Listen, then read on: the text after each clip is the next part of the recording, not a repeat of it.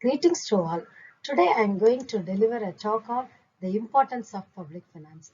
Let me start with some general information about public finance. Public finance is the branch of economics.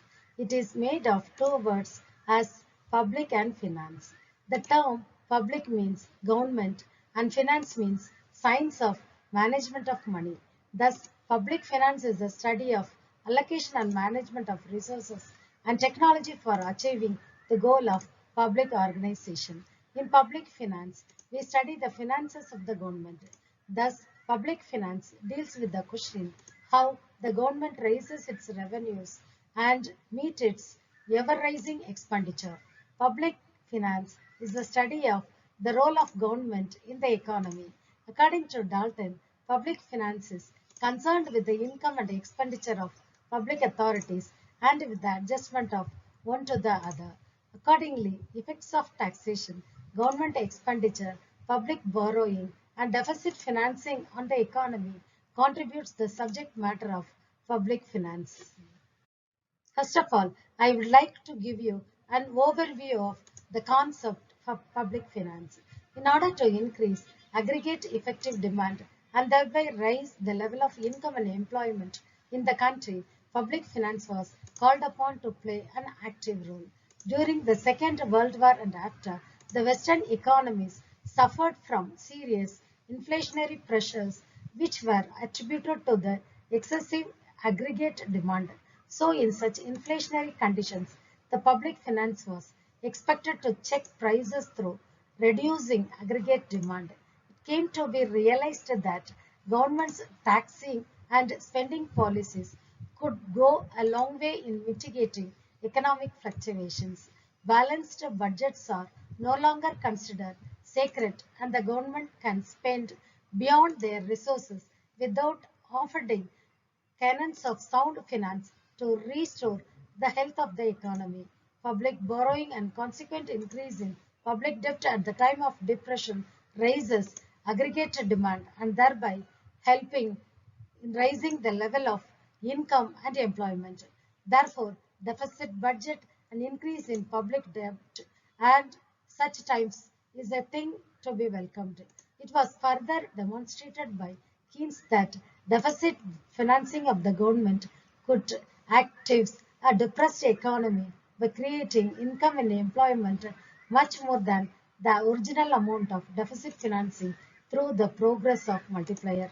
Thus, after Keynesian revolution, public finance assumed a functional role of maintaining economic stability at the full employment level. Therefore, the present view of public finances not one of the mere resource raising for the government, but one of the serving as an instrument for maintaining stability through management of demand. Therefore, this present view of public finance has been described as A.P. Lerner as one of functional finance. In the developed industrialist countries, the basic problem is the short run in to ensure stability at full employment level and in the long run to ensure steady rate of economic growth, that is, growth without fluctuations. The developing countries confront a more difficult problem of how to generate a higher level of economic growth so as to tackle the problem of poverty and unemployment. Therefore, public finance has to play a special role for promoting economic growth in the developed countries besides maintaining price stability. Further, for developing countries, mere economic growth is not enough. The composition of growing output and distribution of additional incomes ought to be such as will ensure removal of poverty and unemployment in developing countries. Therefore, public finance has not only to augment resources for development and to achieve optimum allocation of resources, but also to promote fair distribution of income and expansion in employment opportunities. This is the functional view of public finance in the context of developing countries. Finally, I would like to address the importance of public finance. Public finance is very important for the growth and development of the country. It is obvious that the government of a country can push up the industrial and economic development of the country, provide more employment opportunities, encourage investments and savings in the anticipated direction, and increase social benefits through public expenditure. It therefore affects the overall economic and social system of the country. The first major importance of public finances, steady state economic growth. Public finance is important to achieve sustainable high economic growth rate. The government uses the fiscal tools in order to bring increase in both aggregate demand and aggregate supply. The tools are taxes, public debt, public expenditure, and so on. This leads me price stability. The government uses the public finance in order to overcome from inflation and deflation. During inflation, it reduces the indirect taxes and general expenditure but increases direct taxes and capital expenditure. It collects internal public debt and mobilizes for investment. In case of deflation, the policy is just reversed. Let me elaborate further on the third importance of public finances, economic stability. The government uses the fiscal tools to stabilize the economy. During prosperity, the government imposes more tax and raises the internal public debt. The amount is used to repay foreign debt and invention. The internal expenditures are reduced. During recession, the case is just reversed. Now I would like to give you an outline of the next importance of public finances, equitable distribution. The government uses revenues and expenditure of itself in order to reduce inequality. If there is high disparity, it imposes more taxes on income, profit, and prosperities of rich people and on the goods they consume.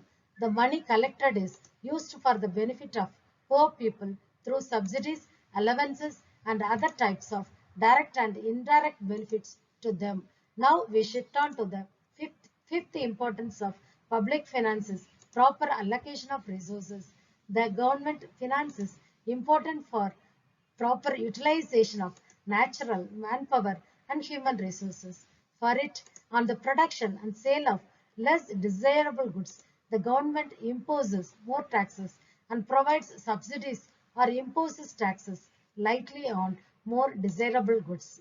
Now I'll focus on the following importance of public finances. Balanced development. The government uses the revenues and expenditures in order to erase the gap between urban and rural and agricultural and industrial sectors.